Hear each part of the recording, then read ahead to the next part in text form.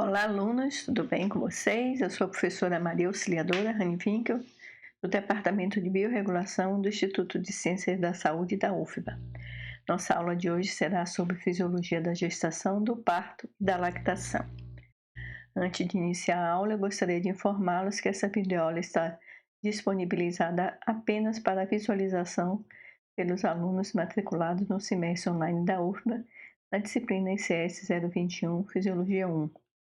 De maneira que não é permitido fazer modificações, download, compartilhamento e ou distribuição do total ou parte desse material a terceiros. Em respeito aos direitos autorais e à propriedade intelectual, eu conto com a colaboração de vocês. Obrigada. Vamos iniciar a aula falando sobre a fecundação e a parte inicial do desenvolvimento embrionário. Depois a gente vai falar sobre as alterações que acontecem no organismo materno durante a gestação, falar sobre o trabalho de parto e no final a gente vai falar sobre a lactação. Então a primeira coisa para acontecer a gestação é a fecundação do óvulo pelo espermatozoide. Então, uma vez que o espermatozoide se aproxima do óvulo, ele vai ter contato passando pela corona radiada, vai ter contato com a zona pelúcida e esse contato faz uma reação chamada reação acrossômica, com liberação de enzimas que são necessárias para perfurar a membrana do óvulo.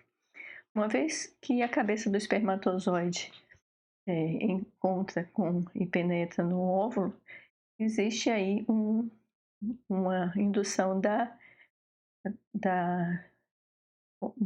divisão, de se continuar, de se completar a divisão meiótica, e isso também dispara um mecanismo que faz uma série de reações que impede a penetração de outros espermatozoides, evitando assim uma fertilização por múltiplos espermatozoides.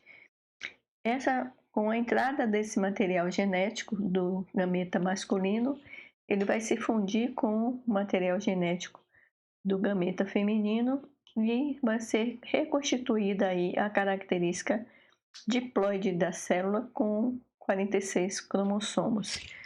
E essa célula tem o nome de zigoto e é a primeira célula que vai se desenvolver a partir daí o embrião e o feto.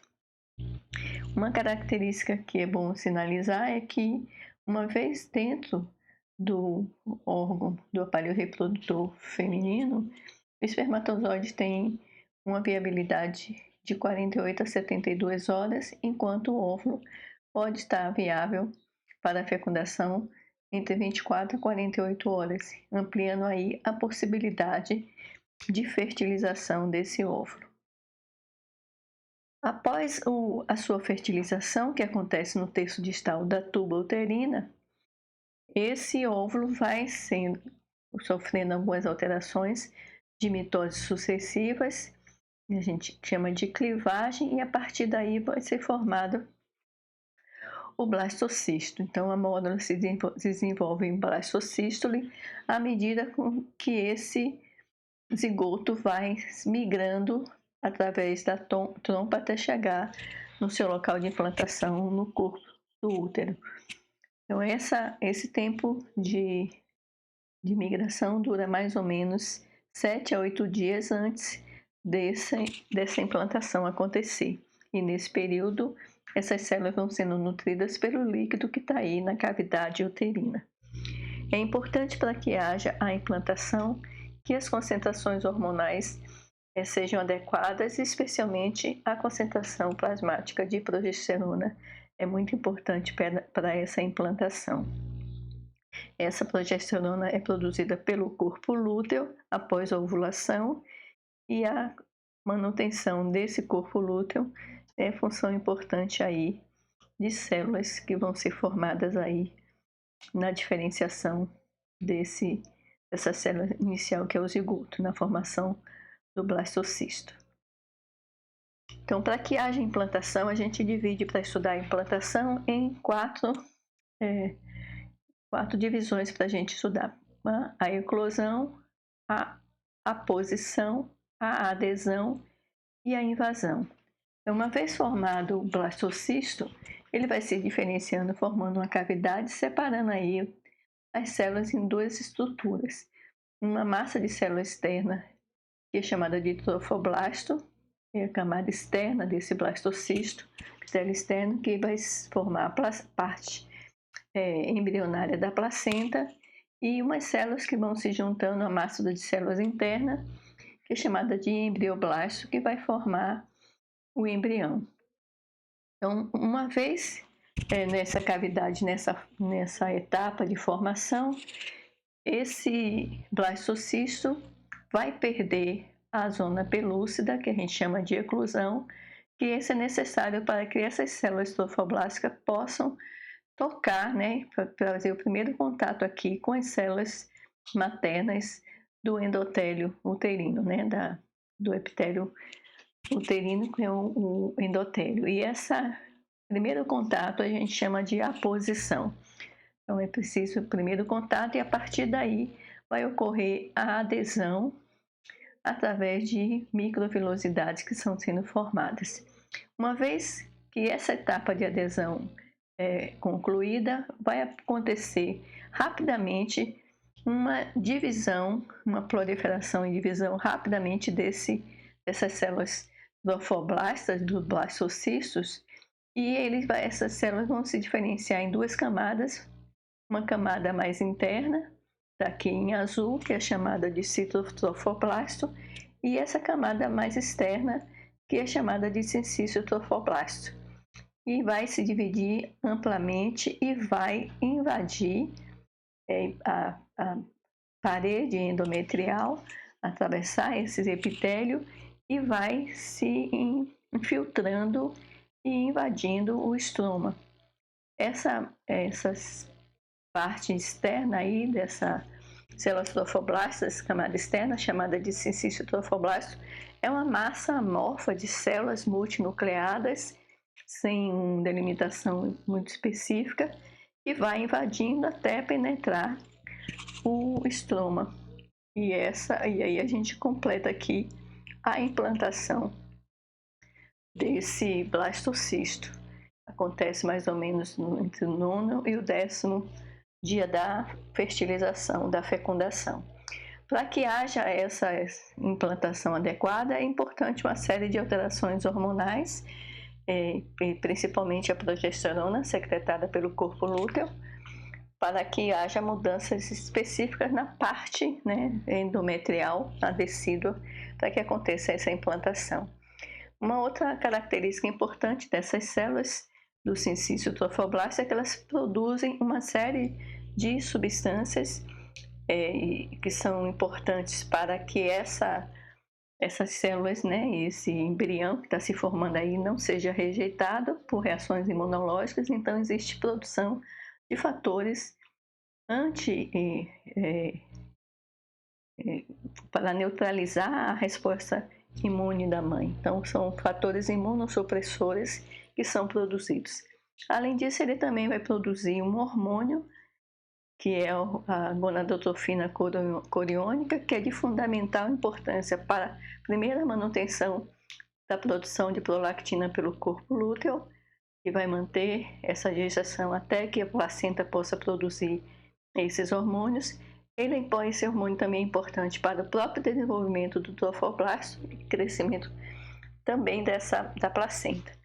Então, esse hormônio, que é a gonadotrofina coriônica, que já começa a ser produzido a partir desse momento em que essas células são diferenciadas, bem no início mesmo da gestação, é um hormônio que é dosado com facilidade e é utilizado para o diagnóstico de gravidez.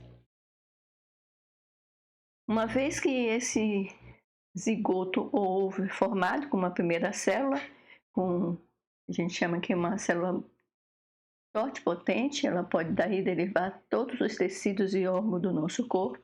Ela vai sofrendo divisões, umas células com divisões são células diferenciadas, e depois essas células, uma série de divisões, vão se diferenciando a partir de características genéticas, né, determinadas por expressões de genes, recebidos nesse material genético materno e paterno e vão formando todos os tecidos e órgãos do nosso corpo, né, do desenvolvimento final do feto.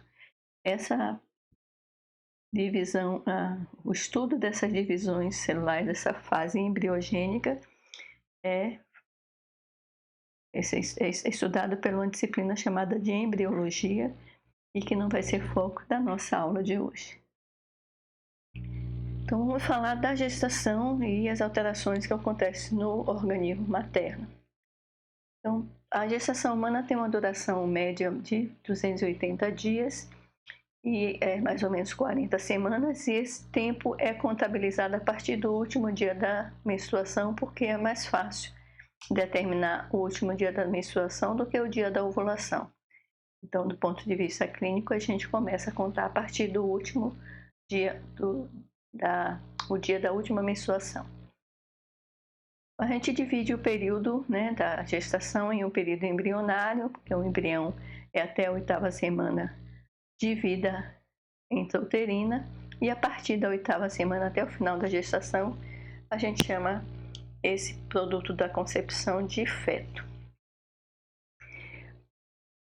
Uma vez formada a placenta, ela vai ter algumas funções. Ela tem a função nutricional, a função de levar para o feto nutrientes energéticos, proteicos e micronutrientes, água, etc. Tem a função respiratória, que é a função de trocas gasosas. A partir da circulação placentária, o oxigênio chega até o feto e o gás carbônico é eliminado no metabolismo fetal para a circulação materna, para que seja excretado por via respiratória.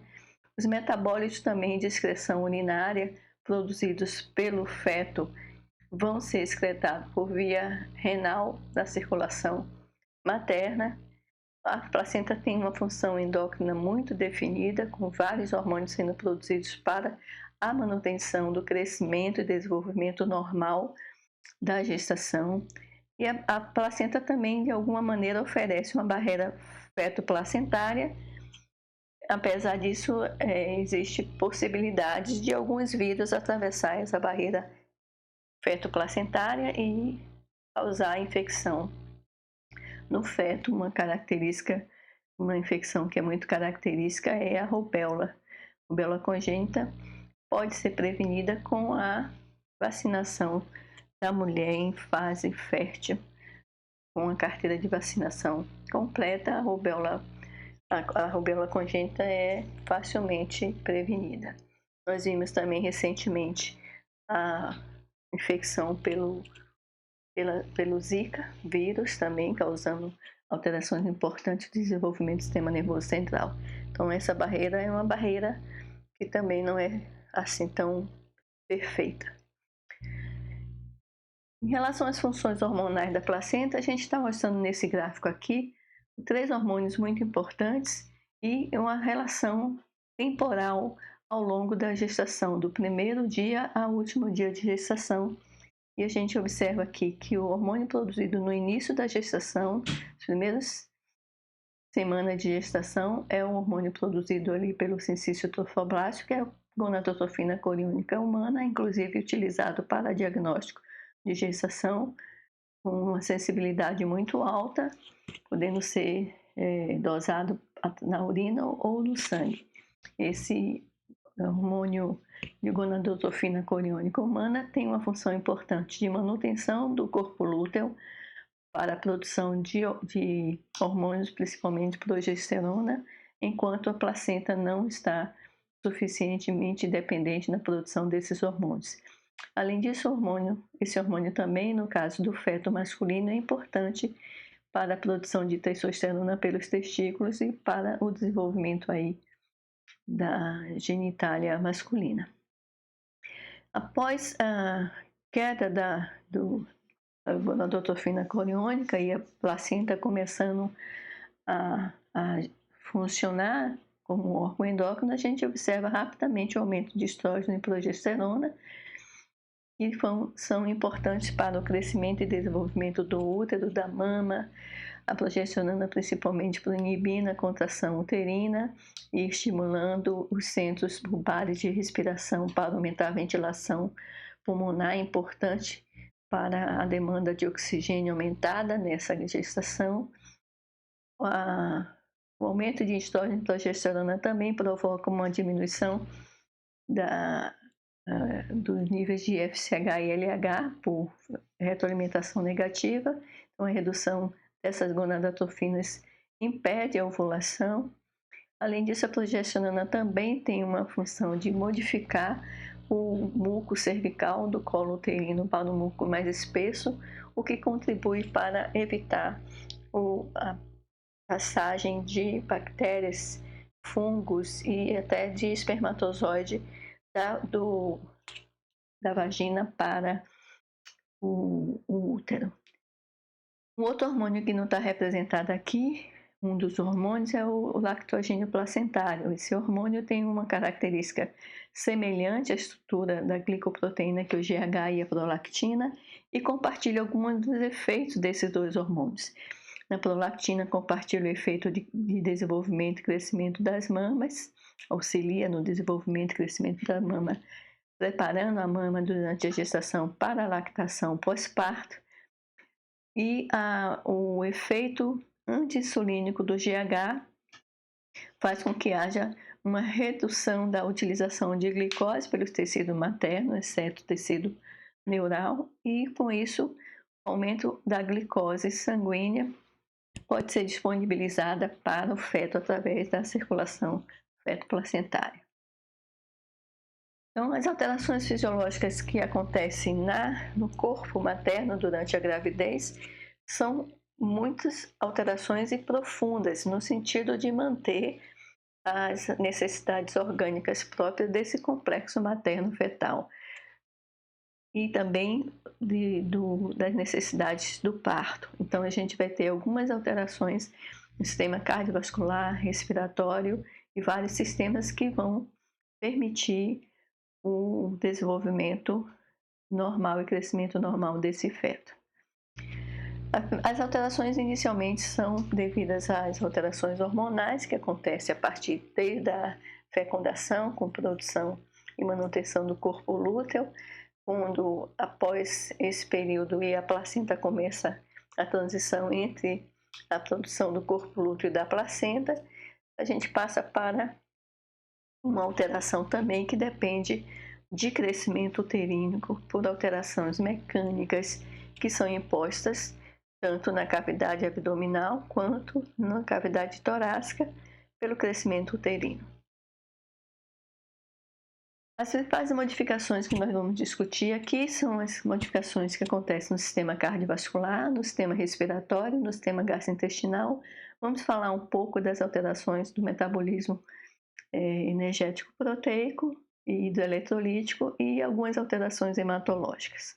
Vamos pincelar um pouco as alterações que acontecem dermatológicas e no sistema nervoso central. Então, a primeira coisa que acontece em relação às alterações mecânicas é a compressão, do aumento do volume uterino, comprimindo órgãos da cavidade abdominal e depois, inclusive, comprimindo também por elevação do diafragma, um pouco elevando o diafragma, alterando um pouco a característica da caixa torácica e do deslocamento também do coração. Se a gente observa essa figura aqui, a gente vê que à medida que o útero vai crescendo ao longo das semanas de gestação, ele vai ocupando, o fundo do útero vai ocupando uma altura que pode ser determinada clinicamente no exame obstétrico. Então, normalmente na 12ª semana, começa a aparecer, a ser palpado acima da sínfise púbica o fundo do útero. Então, antes disso, a gente não consegue detectar na palpação o aumento do volume uterino da gestação. Por volta da 20ª semana, mais ou menos, o fundo do útero está na cicatriz umbilical e no final da 38ª semana, ele já está no máximo de altura, que é daqui no apêndice tifoide. A partir 28ª semana, 2 semanas antes do trabalho de parto acontecer, a criança começa a se encaixar no canal do parto e com isso o útero desce um pouquinho e na última semana de gestação ele já está numa posição do fundo um pouco mais baixa do que 2 semanas anterior, assim já anunciando provavelmente já está próximo à data do parto.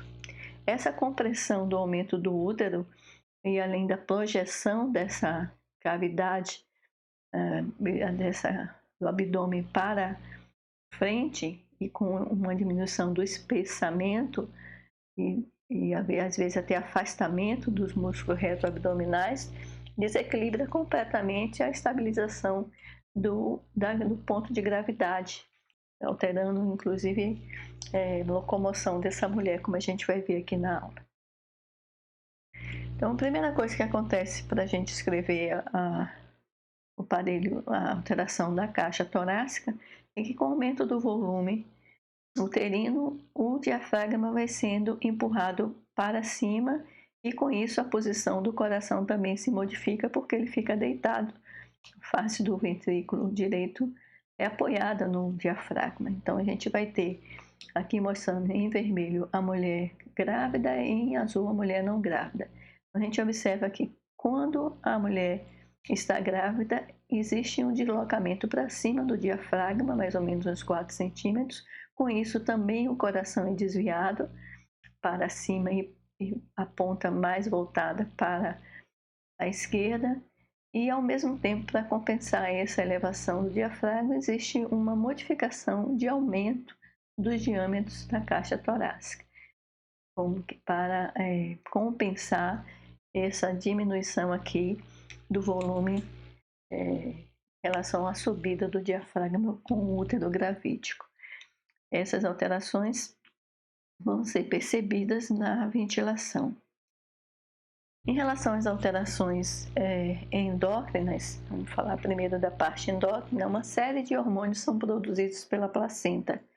Alguns hormônios com funções semelhantes aos hormônios que são produzidos na adeno-hipófise. Então, o primeiro hormônio a ser produzido ali é a gonadotrofina coriônica. A gente também tem o lactogênio placentário, como nós vimos, um hormônio contra-insulinar com função semelhante ao GH. A gente tem estradiol, estriol, que são os estrógenos, progesterona, um hormônio produzido na placenta semelhante ao hormônio liberado no hipotálamo que estimula o FSH-LH. A gente tem também um hormônio semelhante ao TSH, que vai estimular a produção de hormônio tiroidiano. A gente tem um hormônio liberador de corticotrofina, também um hormônio semelhante produzido na placenta, ou seja, a gente tem ativação do sistema da adrenal dessa mulher gestante. Então a gente tem a liberação de CRH, que vai aumentar o ACTH na hipófise desse indivíduo. Além disso, a própria placenta produz a ACTH e com isso a gente vai estimular a adrenal a produzir glicocorticoide e também um pouco mineralocorticoide. A gente tem a própria hipertrofia da adeno-hipófise, principalmente nos lactotrofos, que são células que produzem prolactina. Existe uma hipertrofia, uma hiperplasia, aumento da vascularização, a hipófise aumenta de volume durante a gestação e alguns hormônios diminuem a sua produção porque eles são substituídos pelos hormônios produzidos pela placenta.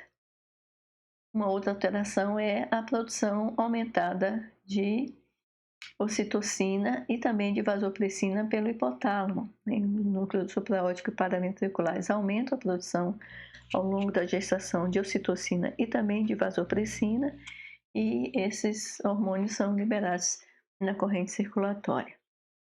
A ocitocina e a vasopressina estão relacionados aí ao aumento, à alteração do equilíbrio hidroeletrolítico que acontece durante a gestação.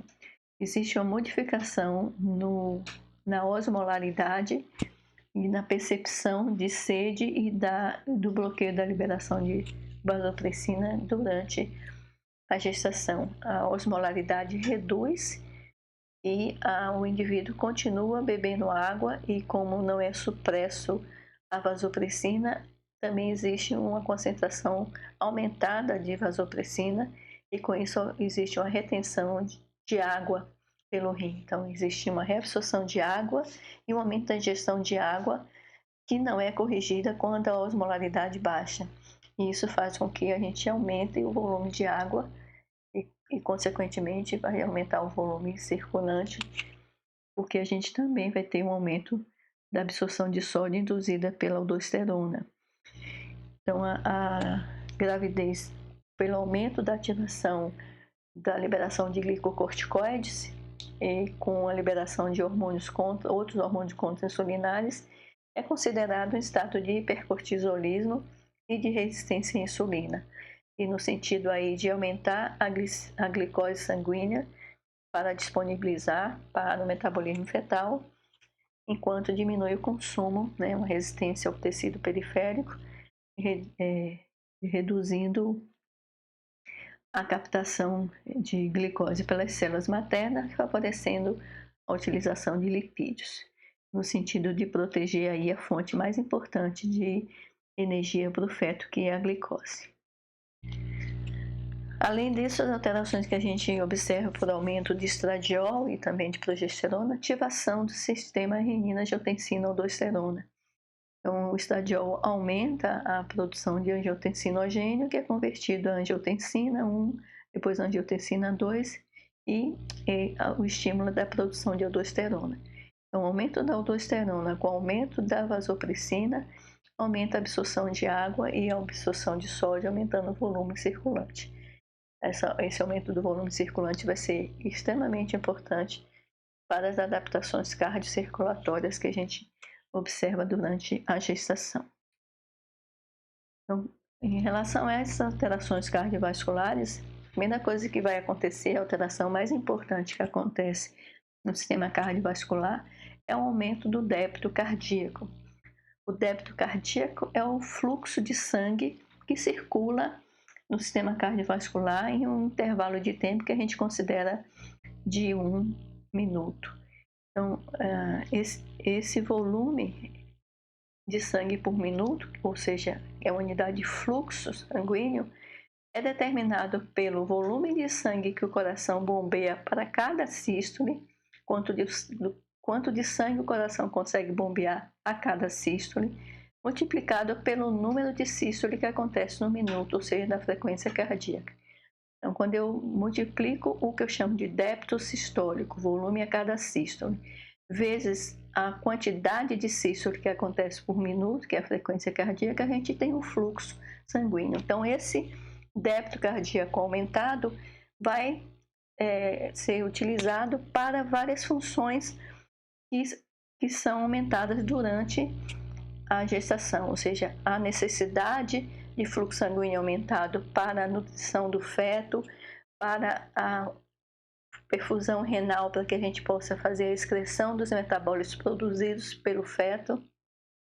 Existe também um aumento do metabolismo, do consumo de oxigênio e do metabolismo basal observado na gestação, e com isso aumento da produção de calor. Então, essa dissipação de calor através da perfusão dos vasos que vão para a pele para facilitar a perda de calor também necessita de um aumento do débito cardíaco. Então, o débito cardíaco funciona aumentado aí para uma série de funções de nutrição do tecido, função de retirar catabólitos para ser excretado pelo rim, função de também fazer com que haja perda de calor por perfusão da circulação e aumento da circulação cutânea.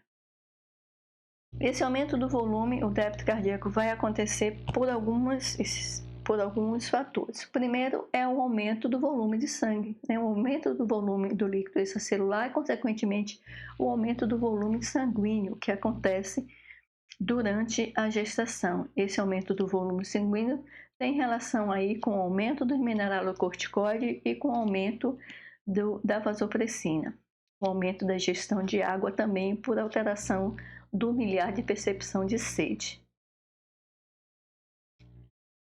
Com esse aumento do volume sanguíneo, também vai aumentar a quantidade de sangue que retorna para o coração. Então, o que a gente chama de retorno venoso.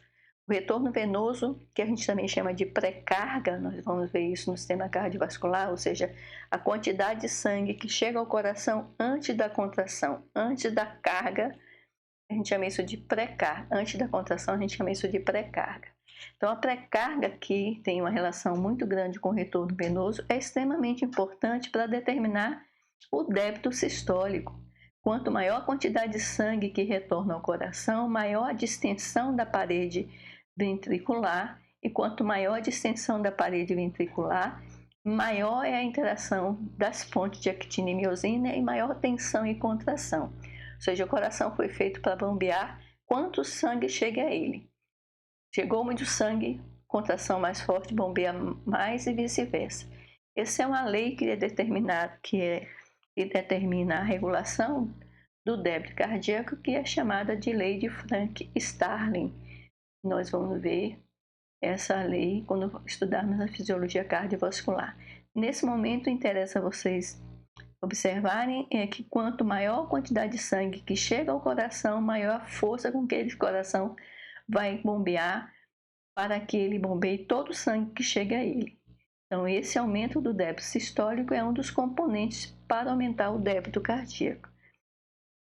O outro componente é o aumento da frequência cardíaca, que vai acontecer também em resposta às alterações cardiovasculares. Então, o aumento do débito sistólico vezes o aumento da frequência cardíaca vai determinar o aumento do débito cardíaco. Então, a gente tem mais sangue circulando para essas demandas metabólicas e excretórias que a gente tem. E o que é que acontece com a pressão arterial? A gente tem um aumento do volume sanguíneo, então, teoricamente, a gente teria também um aumento da pressão do sangue nas paredes. Só que a pressão sanguínea não é determinada apenas pelo volume de sangue no sistema, mas também pela resistência periférica dos vasos a esse fluxo sanguíneo. Então, a resistência periférica reduz durante a gestação, ou seja, existe maior vasodilatação e com isso a gente tem um menor atrito do sangue passando pelas artérias, então a resistência periférica diminui pela vasodilatação. Então, essa resistência periférica diminuída tem vários fatores, ou seja, a gente reduz a resistência pela passagem, pela vasodilatação, e com isso a pressão arterial cai. Então, em vez de aumentar a pressão arterial como a gente imaginaria pelo aumento do volume sanguíneo, a gente vai ter uma redução da pressão arterial. Então, a mulher gestante tem uma pressão arterial mais baixa do que uma mulher não gestante. Então, os parâmetros de avaliação de pressão arterial normal na gestante reduz, ou seja, a tendência do aumento da pressão arterial durante a gestação é patológica e deve ser lembrado que a gente tem que pensar que uma pressão que é considerada dentro da normalidade pode ser hipertensão quando a gente considera a gestação, por essa tendência que a pressão arterial tem de cair. O que causa essa diminuição da resistência periférica? O que causa essa alteração de vasodilatação ou de um tecido com resistência periférica baixa acrescentado a esse sistema como um todo. A gente tem as duas coisas. A circulação placentária, feto-placentária, é uma circulação de baixa resistência. Então, a gente acrescenta um tecido aí com uma baixa resistência ao fluxo sanguíneo. Então, isso já faz com que, no total, o somatório total, a resistência periférica reduza. Além disso, do sistema de vasos que é acrescentado com a gestação ser um sistema de baixa resistência, a gente ainda tem uma vasodilatação decorrente da liberação de progesterona.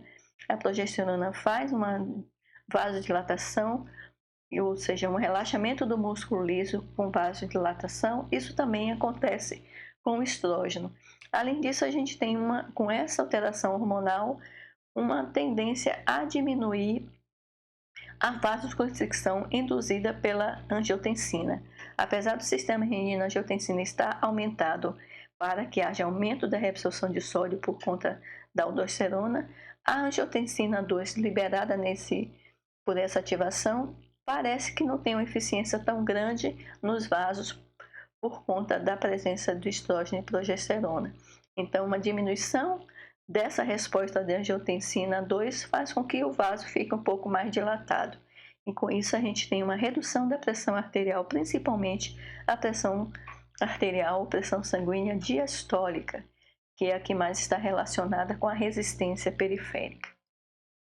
Então nós vimos que para que a gente tenha uma maior perfusão sanguínea adequada a essas funções aumentadas durante a gestação, a gente vai ter um aumento do débito cardíaco e a gente vai ter uma redução da pressão arterial por redução da resistência vascular periférica. Uma outra alteração que a gente observa nos vasos é que, por conta do aumento do volume uterino e compressão da veia cava inferior, a gente tem uma obstrução do retorno venoso dos membros inferiores por conta dessa obstrução que acontece aí no abdômen gravídico. Então, o útero comprime a veia cava inferior e com isso a gente diminui, por essa compressão, a gente diminui o retorno venoso dos membros inferiores. Com isso, a gente aumenta a pressão venosa nos membros inferiores. Então, as veias da perna acabam tendo uma pressão venosa aumentada porque a drenagem está obstruída e esse aumento da pressão dos membros inferiores venosa pode provocar varizes e também pode contribuir para a formação de edemas. E essa alteração de redução do fluxo de retorno venoso também pode favorecer aí eventos tromboembólicos que são comuns na gestação, por alterações inclusive de coagulação sanguínea. Então é importante que essas mulheres sejam orientadas a usar meias elásticas para que haja um aumento do retorno venoso por compressão venosa. Aqui nessa tabela a gente tem um resumo do que acontece com as principais alterações do sistema cardiocirculatório, o cardiovascular, e vocês podem ver depois com calma parando essa aula. Uma outra alteração importante que acontece em 10% das mulheres gestantes é o que a gente chama de síndrome da hipotensão supina ou síndrome hipotensiva supina, ou seja, acontece uma queda da pressão arterial quando a mulher está deitada numa posição supina de barriga para cima. E por que acontece isso? Porque existe nessa posição uma tendência maior do volume aumentado, do volume uterino aumentado e do feto comprimir os vasos que estão contra a coluna, que são aí a compressão da aorta e da veia cava inferior, da aorta abdominal e da veia cava inferior. Então a gente observa que, por estrutura característica da parede desses vasos, o colabamento da veia cava é maior, tem uma tendência maior de colabamento do que a aorta por conta da constituição da parede vascular. Então a gente tem muito mais uma compressão venosa do que uma compressão arterial. Então essa compressão venosa faz com que haja uma diminuição do retorno venoso, diminuindo o retorno venoso, diminui o enchimento ventricular e com isso a gente diminui o débito sistólico, causando hipotensão. Essa hipotensão, como resposta reflexa, ativa o sistema simpático, o que vai causar taquicardia e sudorese. E aqui a gente observa nesse gráfico, toda vez que a mulher tem um decúbito de supina com barriga para cima, ela vai ter uma redução da pressão, uma hipotensão arterial por compressão dos vasos abdominais. E a gente observa aqui que a posição, quando ela volta para a posição lateral, essas alterações são restauradas. Então, quando a mulher tem uma gravidez muito avançada, a posição melhor para evitar que aconteça a síndrome hipotensiva supina, quando ela está deitada, é que ela deite em posição lateral. E muito melhor a posição lateral esquerda do que essa que está aqui, que é a posição direita, porque a veia cava se posiciona mais à direita da linha média aqui em relação à aorta. Então, se a mulher faz um decúbito lateral esquerdo, ela descomprime mais a veia cava, evitando aí a síndrome hipotensiva supina. Então, essa síndrome acontece mais ou menos 10% das gestantes e vai ser mais intensa à medida que o volume uterino vai aumentando. Agora vamos falar das alterações respiratórias. Aqui não está mostrado, mas uma alteração que acontece nas vias aéreas superiores por conta de progesterona é o edema e eritema das vias aéreas superiores. Então, a mulher gestante tem uma tendência maior a ter rinite, a ter obstrução das vias aéreas superiores. Em relação ao pulmão, a caixa torácica, por aumento da compressão do útero contra o diafragma, a gente vai observar que existe uma elevação, quando o útero está aumentando, a elevação do diafragma para dentro da caixa torácica de mais ou menos uns 4 centímetros. Então, essa elevação do diafragma e também essa pressão da cavidade uterina ocupando todo do útero, ocupando toda a cavidade uterina, faz também uma modificação da angulação dessa angulação aqui da estrutura da caixa torácica das costelas, ampliando aqui esse ângulo. Além disso, existe um aumento do diâmetro lateral e antero-posterior aqui, aumentando o diâmetro total de mais ou menos 5, 6 centímetros, uma tentativa de compensar aqui a redução no sentido da elevação do diafragma. Então, essas são as alterações mecânicas que acontecem no aparelho respiratório por conta do aumento do volume uterino. Mas em relação à necessidade da gestação e dos tecidos todos, placenta, da mama que está aumentando, dos tecidos maternos fetais, existe uma necessidade aumentada, porque existe um consumo aumentado, o metabolismo está aumentado, existe um consumo aumentado de oxigênio. Isso faz com que haja um aumento da necessidade de oxigênio, um aumento da produção de gás carbônico, consequentemente. E para que a gente aumente a captação de oxigênio e aumente a eliminação do CO2, a gente precisa aumentar a ventilação. As trocas maternos fetais significa que o oxigênio vai sair do sangue materno para o sangue fetal. Então, um gradiente, esse transporte é feito por difusão simples, não existe nenhum transporte ativo, de maneira que ele é regulado exclusivamente por gradiente de pressão desses gases nesses dois segmentos. Então, quanto maior a quantidade de oxigênio que tem no compartimento materno, maior quantidade de oxigênio vai passar, o gradiente de concentração vai ser maior para favorecer a passagem do oxigênio para o compartimento fetal. Por outro lado, a gente precisa eliminar o CO2 produzido no compartimento fetal pelo feto, eliminar para o compartimento materno para sair na respiração. Então, vendo de outra maneira, de maneira inversa, a gente também vai ter que ter um gradiente de concentração maior em relação ao ambiente fetal e materno em relação ao CO2. Quanto menor a quantidade de CO2 tiver no plasma materno, maior a capacidade de eliminação do CO2 da corrente circulatória fetal.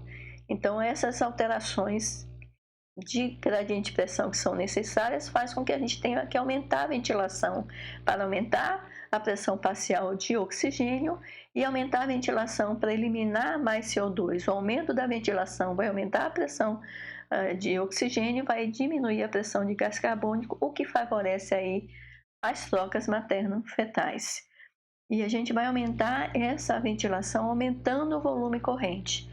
Esse aumento do volume corrente, o volume corrente é o volume de ar que entra e sai do pulmão em uma respiração. Então, a inspiração e expiração, esse volume que a gente movimenta é chamado de volume corrente. E durante a gestação, esse volume é bastante aumentado.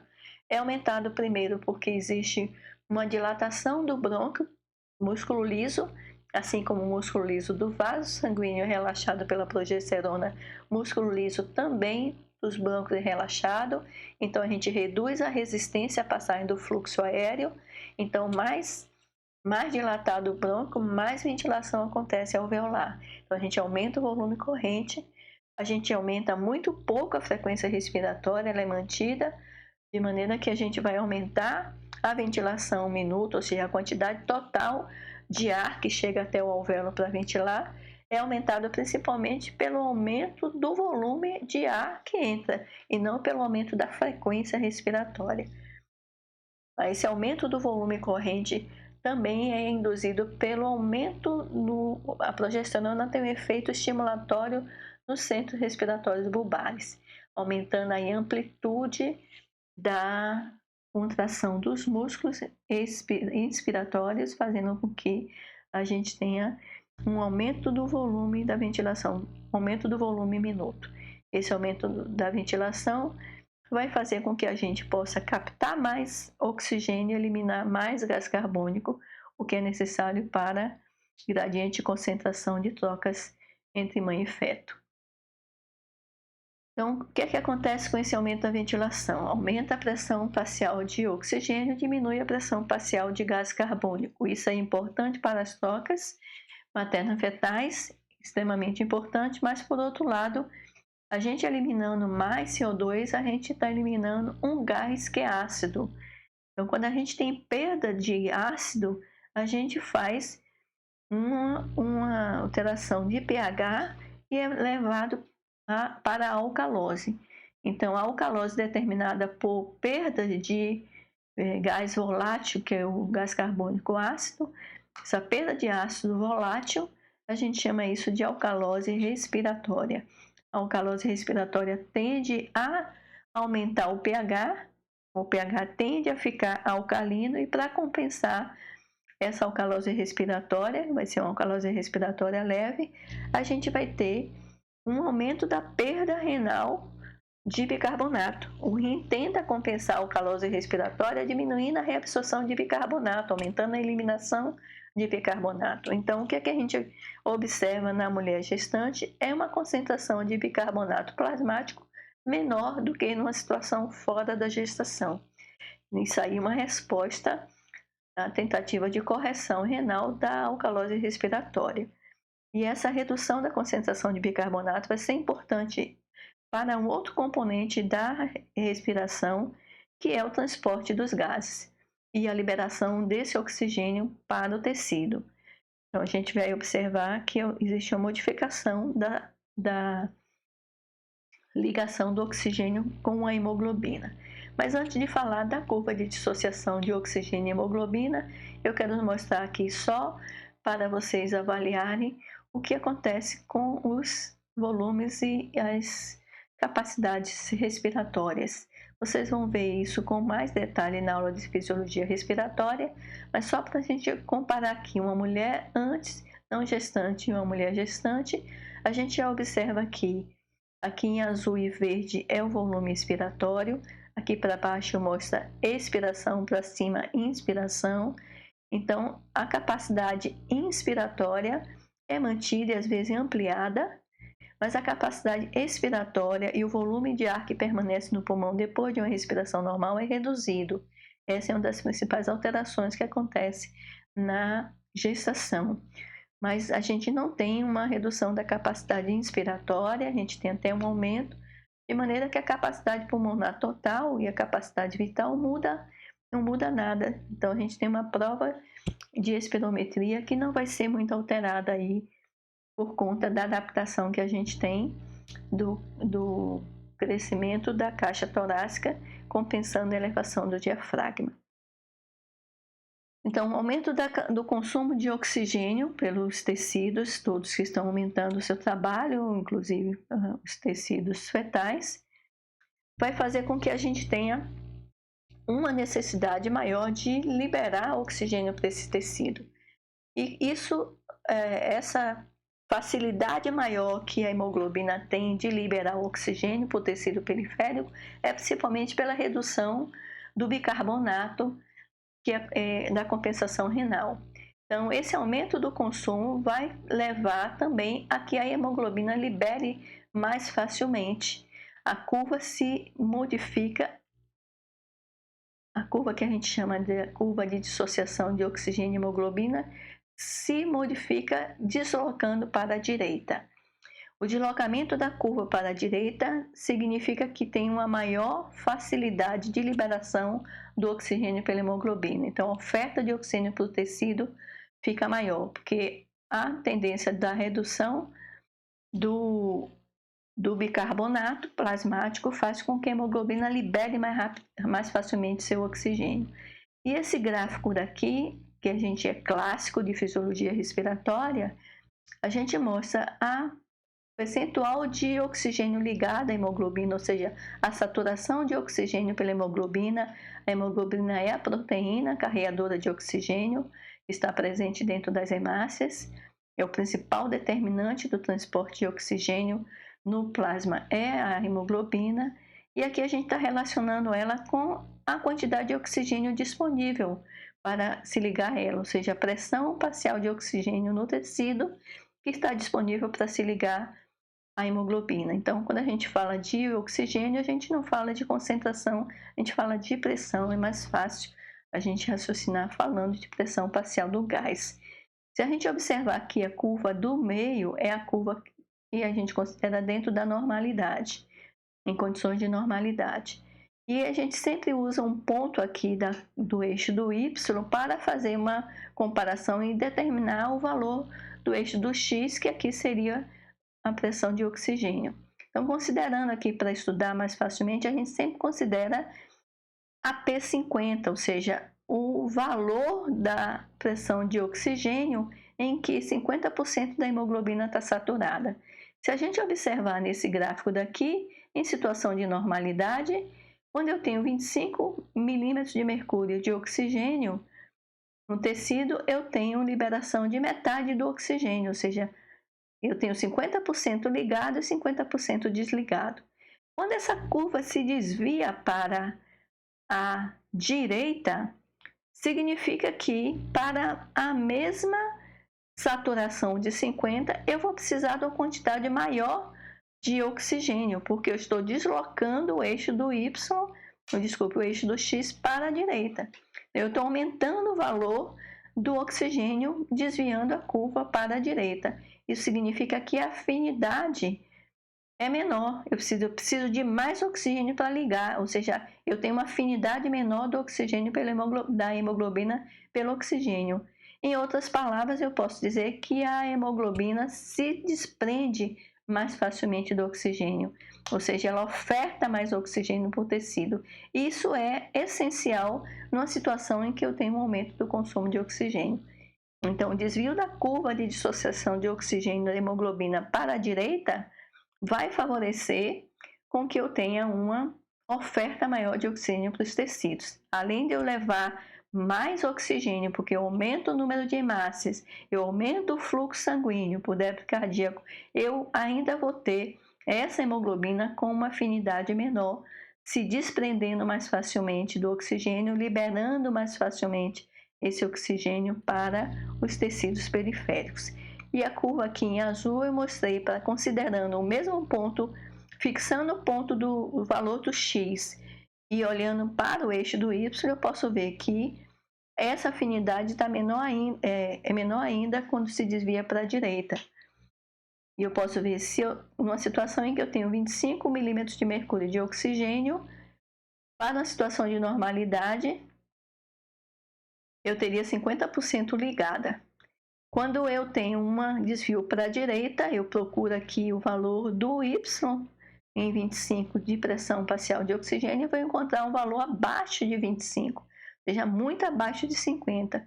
Isso significa o quê? Olhando para aqui, que eu tenho uma afinidade menor, eu tenho um desligamento mais fácil do oxigênio pela hemoglobina, condição que eu preciso para um consumo aumentado de oxigênio nos tecidos materno-fetais.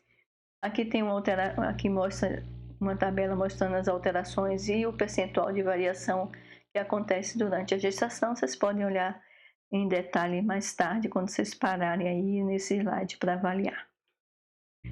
Em relação ao sistema digestório, o que é que a gente observa? Primeiro, mecanicamente, o órgão que está sendo aumentado, que é o útero, está dentro da cavidade abdominal e à medida que ele vai ocupando espaço, ele vai deslocando as outras vísceras abdominais, principalmente estômago e intestino, que tem uma mobilização muito fácil.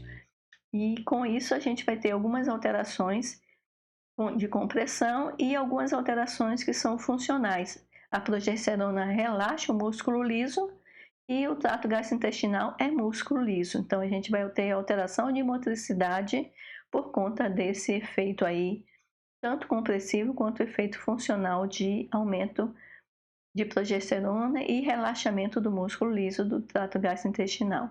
Então a gente vai ter aí, pela compressão, deslocamento do estômago e do intestino, deslocamento do estômago para cima, modifica a angulação do esôfago para o estômago e desfaz completamente, uma importância muito grande, desfaz a competência do esfíncter esofágico inferior, que é o cárdia, de maneira que ele não consegue, pelo aumento dessa compressão e pela diminuição do esvaziamento gástrico, fica mais alimento retido no estômago, pressionando aí o cárdia. Então a gente tem um refluxo gastroesofágico muito frequente na gestação.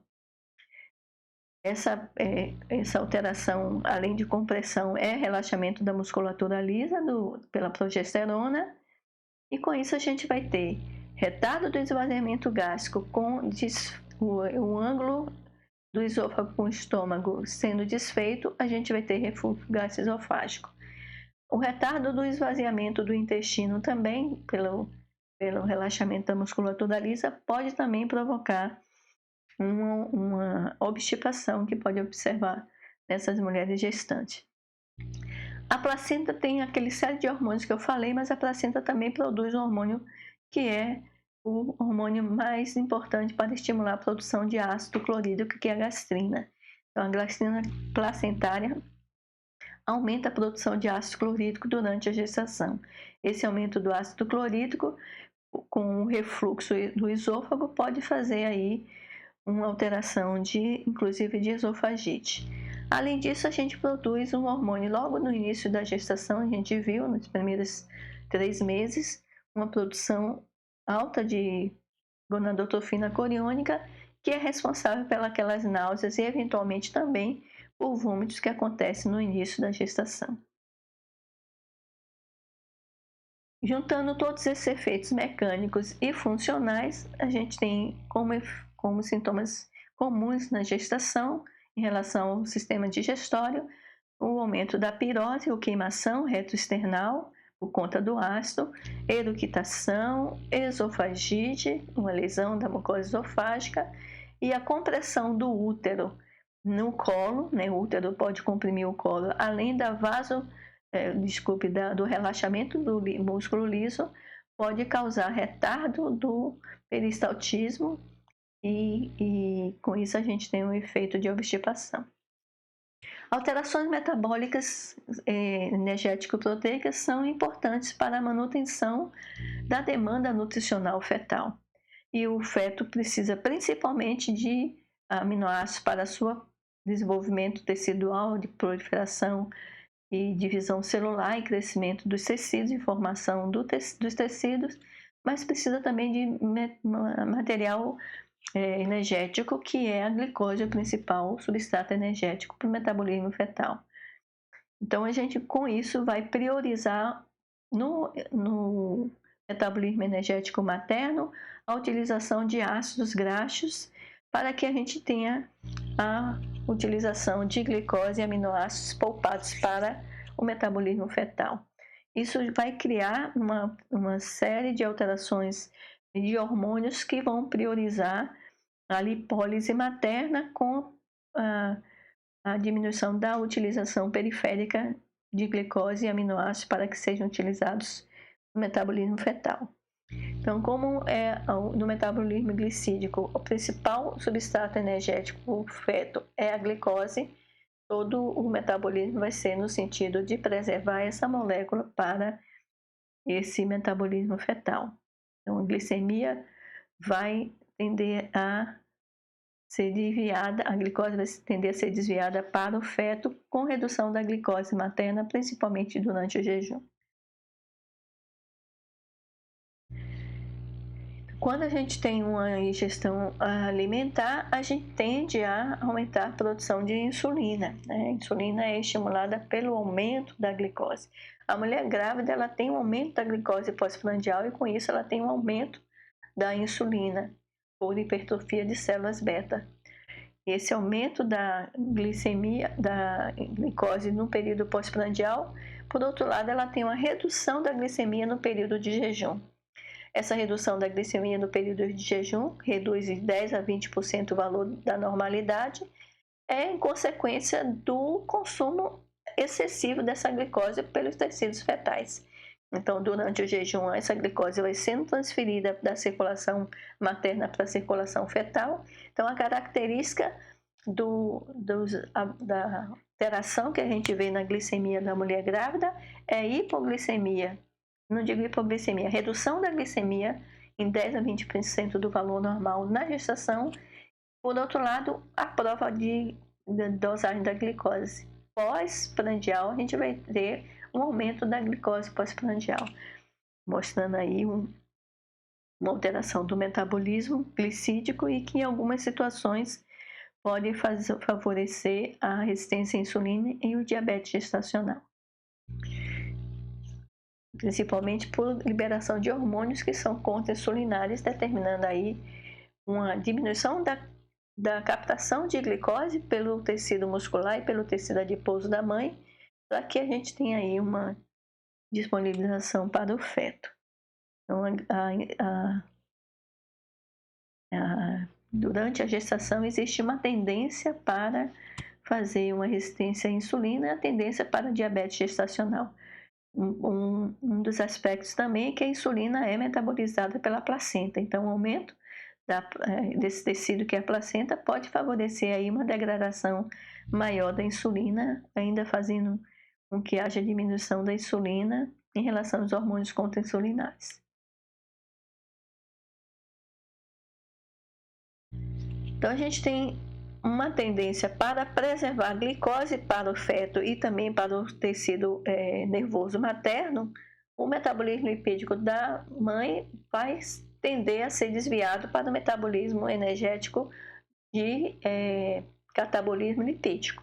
Então vai ter inicialmente um aumento da síntese de triglicerídeo e de colesterol, esse aumento de reservas de gordura no primeiro e segundo trimestre da gestação. No último trimestre, essa gordura acumulada vão ser, pela demanda aumentada nesse período aí, o metabolismo basal aumenta mais importantemente aí a necessidade calórica no último trimestre da gestação, e nesse trimestre a gordura que foi acumulada nos 2 primeiros trimestres vai ser catabolizada com lipólise para que a gente tenha uma liberação do ácido graxo que vai ser preferencialmente usado pelo consumo materno, e a outra molécula derivada da lipólise do triglicerídeo, que é o glicerol, é um substrato importante para a gliconeogênese. E essa glicose formada de novo vai ser disponibilizada para o metabolismo do tecido nervoso da mãe e para o feto. E em situação de jejum, a gente tem ainda acentuado mais ainda esse catabolismo, os ácidos graxos vão ser convertidos a corpos cetônicos e que podem ser utilizados no metabolismo oxidativo fetal para gerar ATP. Então, já existe no jejum um aumento da cetogênese por conta dessa resistência à insulina e liberação de hormônios contra-insulinários. A gente tem, por isso, uma mulher gestante, ela é mais sensível à formação de corpos cetônicos com o jejum. Além disso, o tecido adiposo não é só fonte de energia. Então, o tecido adiposo também é fonte de hormônios como leptina e adiponectina, que são hormônios relacionados aí com fisiopatologia de síndrome metabólica e de obesidade, que pode estar relacionada aí a patologias que acontecem na gestação. Em relação ao metabolismo proteico, a prioridade é de utilizar aminoácidos para o feto, então a gente tem uma concentração maior de aminoácidos no compartimento fetal do que no compartimento materno. Então existe uma captação aumentada de aminoácidos pela placenta para levar para o feto. Com isso, a gente tem diminuição tanto de aminoácidos circulantes como diminuição das proteínas totais no sangue materno. Isso por captação, né, e retirada desses aminoácidos pela placenta. E a placenta não faz só a captação desses aminoácidos, mas ela também participa do metabolismo proteico, sintetizando uma série de proteínas e fazendo oxidação e transaminação de aminoácidos não essenciais para sintetizar aminoácidos essenciais. Em relação ao metabolismo hidroeletrolítico, a gente observa que existe um aumento, um acrescimento de água e eletrólitos, um aumento do volume circulante. Esse aumento do volume circulante, além do que eu já falei, das necessidades de perfusão tecidual, para perda de calor, para excreção urinária, para distribuir nutrientes e oxigênio para o tecido fetal e retirar gás carbônico para a circulação pulmonar. A gente ainda tem, que eu esqueci de falar, uma adaptação desse aumento do volume do líquido extracelular e do volume sanguíneo, também uma alteração para tentar diminuir os efeitos da perda sanguínea que vai acontecer no momento do parto e da eliminação da placenta. Então, esse aumento do volume já assegura um volume maior, compensando as prováveis perdas sanguíneas que vai acontecer no momento do parto. Durante a gestação, a gente tem um aumento de 70% mais ou menos do peso corporal em relação a esse ganho de água e eletrólitos, e que algumas mulheres podem, mesmo numa gestação normal, e ser manifestado aí por um edema que a gente observa principalmente na posição ortostática, um edema vespertino em membros inferiores, associada à pressão venosa aumentada da obstrução do retorno venoso. A gente vai observar aí uma tendência de edema de membros inferiores. O efeito dessa retenção de líquido, um dos mecanismos que a gente já falou, é o aumento da aldosterona por síntese do sistema renina-angiotensina aumentado pelo aumento da produção de angiotensinogênio pelo fígado, por resposta aí ao aumento de estrogênio. Mas a gente também vai ter uma diminuição da excreção de água livre de solutos, e a gente vai ter um aumento maior da concentração de vasopressina, porque o limiar de bloqueio da vasopressina, melhor dizendo, quando a osmolaridade está muito baixa, quando a osmolaridade baixa, a gente tende a bloquear a produção de arginina vasopressina. Mas esse limiar está mais baixo e, mesmo com a osmolaridade baixa, esse hormônio continua sendo produzido, de maneira que a gente tem uma retenção de água e uma hiperosmolaridade durante a gestação. E além disso, como a gente viu, também o limiar de percepção da sede em relação à osmolaridade também diminui. Com a osmolaridade mais baixa, a gente já está tendo a percepção de sede, o que faz que a gente beba água mesmo sem necessidade, e com isso a osmolaridade do plasma vai reduzindo. Além disso, além das alterações, essas alterações de aumento do mineralocorticoide, com aumento da reabsorção de sódio e aumento da vasopressina, com aumento da absorção de água, vai fazer a retenção de sódio e água, aumentar o volume de líquido intravascular que é necessário, mas o aumento do volume do líquido extracelular pode causar edema, que é observado na gestação. Em relação às alterações renais, a gente precisa eliminar os metabólitos fetais através do rim da mãe, e com isso a gente consegue isso aumentando a perfusão renal por vasodilatação sistêmica. A gente tem um aumento do volume de sangue chegando até o capilar glomerular. Esse aumento do volume plasmático vai fazer com que a gente aumente o fluxo plasmático renal. Consequentemente, a gente vai também, pelo aumento do fluxo plasmático renal, aumentar a taxa de filtração glomerular, a quantidade do filtrado vai aumentar porque está chegando mais sangue para ser filtrado, e esse aumento da filtração vai fazer com que a gente elimine mais rapidamente metabólitos que estão sendo produzidos, e que a gente avalia a filtração glomerular aumentada fazendo uma avaliação do que a gente chama de clearance de creatinina ou depuração de creatinina, um exame laboratorial muito frequente na prática clínica. Então, o aumento da depuração de creatinina está relacionando aí o aumento da depuração de vários outros metabólitos de excreção renal, porque esse aumento reflete o aumento da filtração glomerular. Esse aumento da filtração glomerular e com alterações também da permeabilidade da membrana do glomérulo, que acontece alteração na gestação, faz com que a gente tenha um poro aumentado maior para a filtração de proteína. Então, algumas proteínas, a albumina, pode ser perdida na urina, aumentando aí a possibilidade de percepção de quantidades pequenas de albumina, que a gente chama de microalbuminúria, que pode ser normal em determinados valores que não sejam excessivamente altos, pode ser um achado normal numa gestação e não necessariamente indicar aí uma pré-eclâmpsia, que necessita de valores muito maiores para a gente fazer esse diagnóstico. Então, vocês estão vendo que várias alterações durante a gestação podem confundir o diagnóstico de algumas doenças que aparecem durante a gestação. Aqui só para mostrar o gráfico relacionando aqui as semanas de gestação, comparando a mulher não grávida com a mulher durante toda a gestação, primeiro, segundo e terceiro trimestre. Aqui a gente tem o percentual de alteração em relação ao que era antes da gestação, considerando aqui a taxa de filtração glomerular e o fluxo plasmático renal. Então, existe um aumento paralelo de fluxo plasmático renal e, consequentemente, da taxa de filtração glomerular. Pode aumentar aqui, ó, o fluxo plasmático renal aumentar até em 70%, logo já no início da gestação, em relação à mulher não grávida. E esse fluxo mantém aumentado ainda logo nas primeiras semanas de gestação, porque precisa um tempo para que a gente restaure aí para a normalidade esse volume de líquido extracelular e volume plasmático maior ocorrido aí durante a gestação.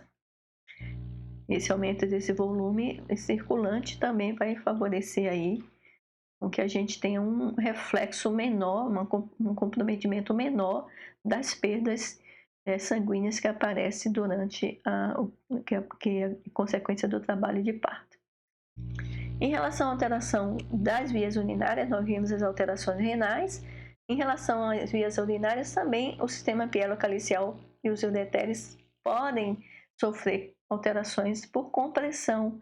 O aumento do volume e compressão dessas vias de excreção urinária, por compressão principalmente do crescimento uterino, em gestações mais avançadas, com idade mais avançadas, pode levar inclusive à dilatação do sistema pielocalicial e dos ureteres, que a gente chama de hidronefrose. E com isso a gente faz uma estase, a gente não consegue drenar a urina que está sendo filtrada e essa urina fica retida aí, fazendo dilatação do sistema pielocalicial, que a gente pode observar por essas setas aqui, muito mais comum no lado direito do que no lado esquerdo. Vocês estão vendo aqui o contraste que foi utilizado para facilitar a visualização da excreção. E a gente vê aqui em branco um acúmulo de contraste mostrando aí a dilatação do sistema pielocalicial. E um pouco a gente observa aqui na seta preta, um pouquinho também que a gente observa, que a gente não observa isso no indivíduo com o sistema pielocalicial normal. Então, a estase urinária vai favorecer o aumento da pielonefrite, aumento da infecção urinária e de risco inclusive para abortamentos. E também existe aumento do risco aí de nefrolitese por conta dessa estase urinária e precipitação de sais, de uratos ou de oxalatos que são formados aí. Então, a gente observa aqui comprometimento das vias urinárias que pode ser vista aí nas mulheres gestantes. Uma outra alteração o aumento do volume sanguíneo acontece pelo aumento do volume plasmático e também do aumento do volume da massa de hemácias e que existe um aumento desproporcional com mais volume de plasma do que de hemácias, o que constitui o que a gente chama de anemia dilucional. Existe um número maior de hemácias, mas existe um número muito maior de sangue, de plasma. Então, essa anemia dilucional é a característica aí da gestação. Existe um aumento da necessidade em relação às hemácias, o aumento da necessidade de ferro e também de ácido fólico durante a gestação. O aumento do ácido fólico durante a gestação também é para o desenvolvimento embrionário do sistema nervoso central do embrião, de maneira que é importante assegurar a normalidade de ácido fólico antes da gestação, para que a gente não tenha desenvolvimento do neuroeixo alterado aí por carência de ácido fólico. Um aumento do cortisol faz aumentar a leucocitose, característica aí do aumento do cortisol. Então, leucocitose pode ser apenas um reflexo de alteração hormonal e não necessariamente indicando um quadro infeccioso inflamatório. Uma outra característica de alteração hematológica é que existe aumento da produção de fatores de coagulação durante a gestação e uma diminuição dos fatores que causam anticoagulação, como fibrinólise. Esse estado leva um desequilíbrio mais para a formação de trombo do que para dissolver o trombo. É um estado que a gente chama protrombótico. Então, a gestação tende a aumentar a chance de tromboembolismo e associado isso à estase dos membros inferiores, com aumento da pressão venosa e varizes de membros inferiores, e edema pode favorecer aí aumentar ainda a chance de tromboembolismo durante a gestação.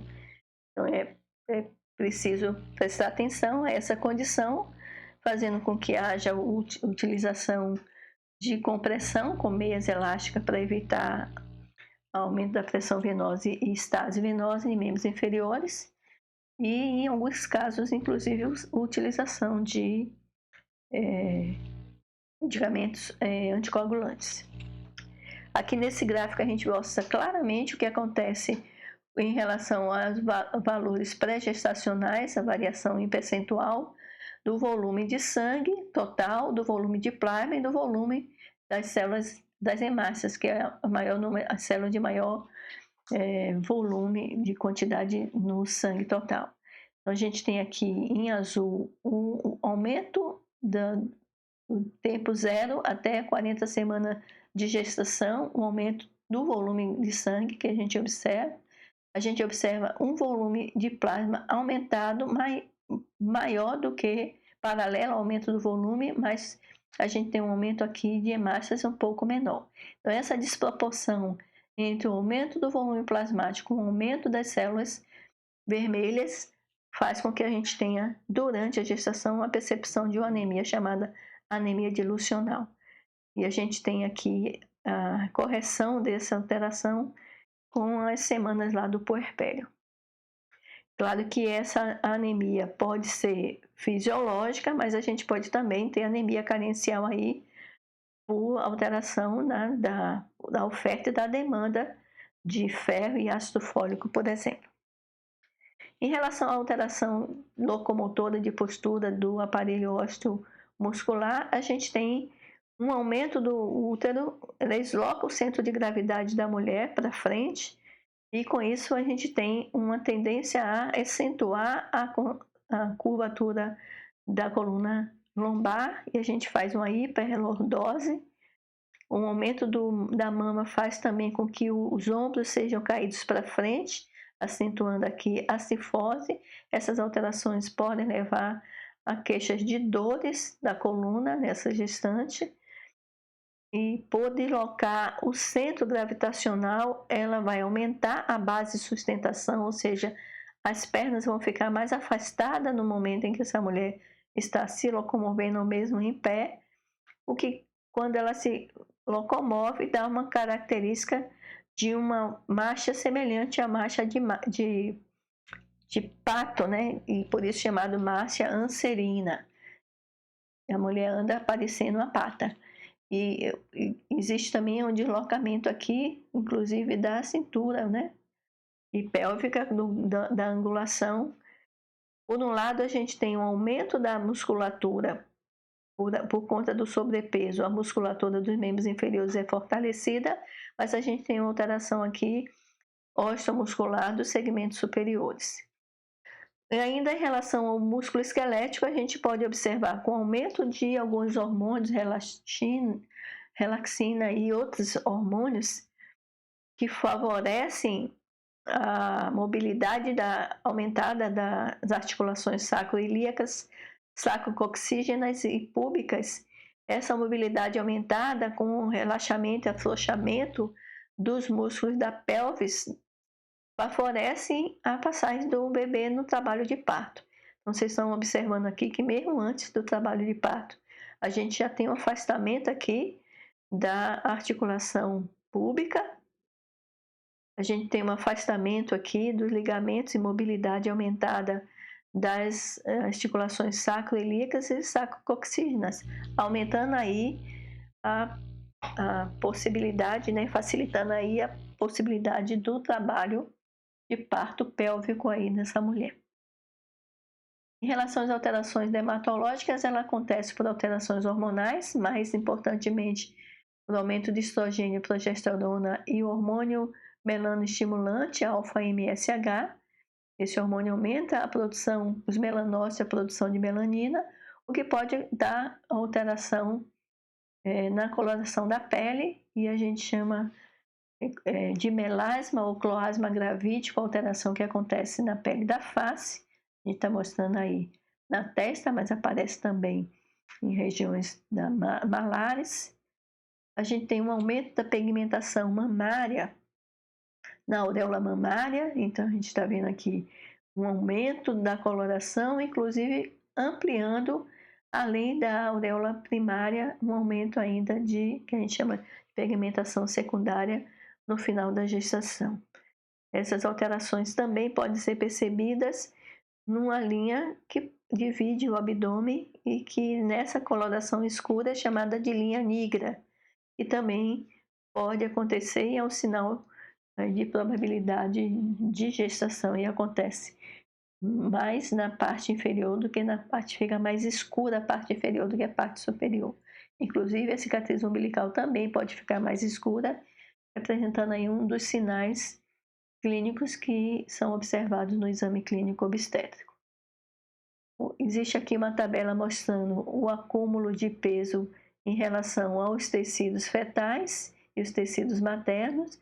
Então, é 1/3 do aumento de peso corresponde aos tecidos fetais placenta, enquanto o resto é um tecido, um acúmulo de peso, tanto de volume de líquido, que vai aumentar, é volume sanguíneo, aumento de mama e aumento do útero, mas também uma reserva de gordura que é aumentada para ser consumida no terceiro trimestre, que é o semestre em que a gente tem uma demanda metabólica e energética maior.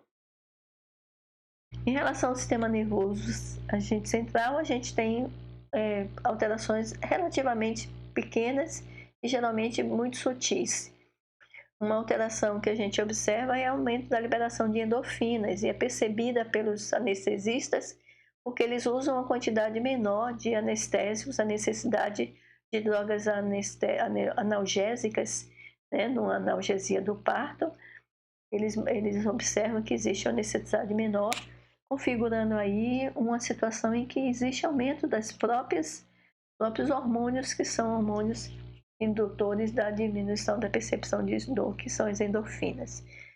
Existe uma frequência é muito frequente o relato de mulheres que alternam, diminuem a memória durante a gestação, mas os estudos são muito inconclusivos para relacionar se isso é realmente uma alteração neuronal.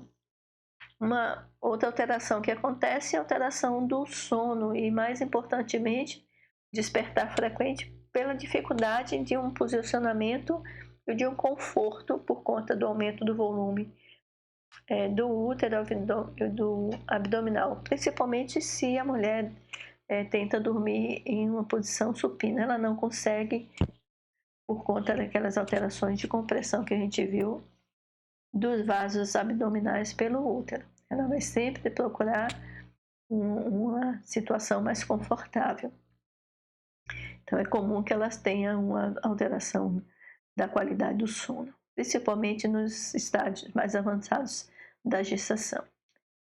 Em relação agora, falando já dessa parte, né, de alterações da gestação do corpo feminino durante a gestação, vamos falar agora, terminando as 40 semanas, a gente vai ter o processo de eliminação e expulsão do feto, da placenta e dos anexos, que a gente chama de trabalho de parto. Então, o trabalho de parto conclui aí a parte gestacional. E esse trabalho é desencadeado por alguns fatores que tanto dependem da mãe quanto do feto. São fatores mecânicos e fatores hormonais. Grande parte desses eventos fisiológicos não são completamente esclarecidos. Então, eu vou comentar aqui o que já tem mais firme de conhecimento, né, mais sedimentado de conhecimento. Então, a gente tem, para que haja contração uterina, a gente tem que, além de liberar a ocitocina, também fazer com que os receptores uterinos para ocitocina estejam expressos e sensíveis à ocitocina. Então, durante toda a gestação, a gente tem aumento da concentração de ocitocina, mas a gente não tem a resposta fisiológica porque o útero está insensível à ocitocina. O que é que acontece no momento do parto para que essa situação se inverta? Então, parece que a sinalização para iniciar o trabalho de parto vem do próprio feto. Então, assim como o blastocisto, uma vez que ele se invade lá o endométrio, o estômago uterino, ele sinaliza o início da gestação, é o próprio embrião, é o próprio feto que vai sinalizar o término dessa gestação. E de que maneira isso vai acontecer? Primeiro que se pensa, a teoria, é que o aumento do volume, a restrição do desenvolvimento por espaço reduzido dentro do abdômen causa um estresse, né? Um estresse de imobilização desse feto. E com isso ele vai estimular o sistema do seu hipotálamo e hipófise adrenal. Então vai aumentar a liberação de CRH pelo hipotálamo, aumentar a estimulação da hipófise para liberar a CTH, que por sua vez vai aumentar a ativação da adrenal fetal, o aumento dos glicocorticoides. Existe também uma ativação de estresse via sistema simpático, aumentando a produção da medula adrenal de adrenalina. Então, essa ativação do eixo hipotálamo e hipófise adrenal pelo estresse de contenção, de diminuição do espaço, vai alterar uma relação de estrógeno e progesterona que é necessário para que o útero passe a ser sensível aos níveis de concentração circulante de ocitocina. Então, o glicocorticoide vai aumentar a produção de estrógeno ao tempo que diminui a progesterona. A progesterona protege o útero durante a gestação de uma contração para um parto prematuro. A progesterona inibe a sensibilidade do útero à ocitocina. Então, uma vez que a progesterona é reduzida e o estrógeno é aumentado, essa relação aumentada faz com que haja o desbloqueio, vamos dizer assim, da insensibilidade uterina à ocitocina. Então, a ocitocina começa a ter mais efetividade por aumento da expressão e sensibilidade desses receptores, causado por essa relação estrógeno-progesterona aumentada. Então, a gente vai ter aí, além dessa sensibilidade aumentada, a gente vai ter um aumento por essa relação estrógeno-progesterona aumentada de prostaglandinas. E essas prostaglandinas vão fazer diminuir o limiar de miométrio da ocitocina, ou seja, vai fazer o útero ficar mais sensível à ocitocina e vai iniciar as contrações do parto para o trabalho de parto e o período expulsivo. Além disso, a gente vai ter uma alteração de hormônios que favorecem o preparo desse canal do parto para o período expulsivo. Então, a gente tem o colo do útero vai ficando mais amolecido e vai desaparecendo e vai ficando mais delgado e vai desaparecer e vai se dilatar.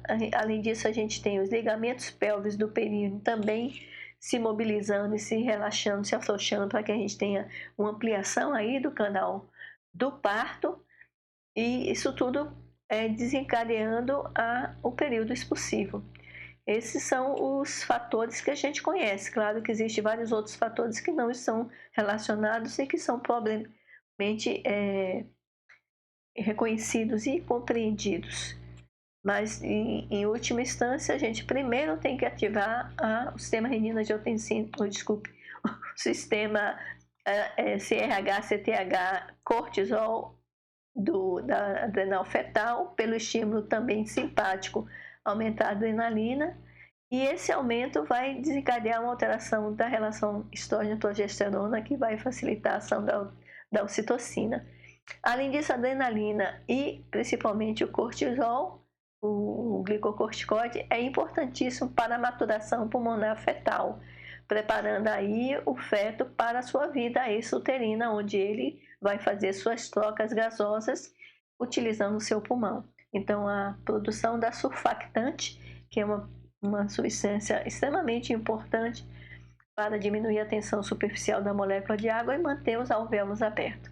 Então, essa maturação acontece no final da gestação. Então, crianças com parto prematuro, elas podem não ter essa maturação completa, de maneira que é importante a introdução de glicocorticoide aí nessa mulher para preparar